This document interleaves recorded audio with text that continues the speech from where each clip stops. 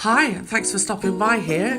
We're at Laug Havens up here in Malton in Northampton, and we are a permaculture community farm offering ecotherapy to the less advantaged and homeless and mental health. And today we are very excited because we're actually harvesting our sweet potatoes in our polytunnel, and we just wanted to share the moment with you because we've had to be very patient and wait for a long time for this to happen.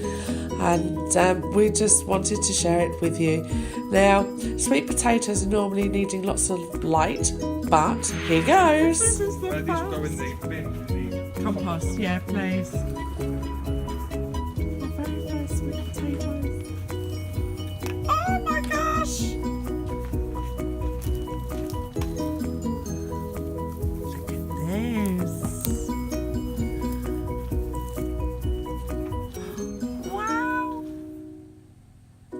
As you can see, the potatoes come in many shapes and forms, but overall we had a really good crop. We're very happy, and yes, they do taste amazing. And if you'd like to know more about us and what we do, please connect with us, and we look forward to hearing from you. Bye bye.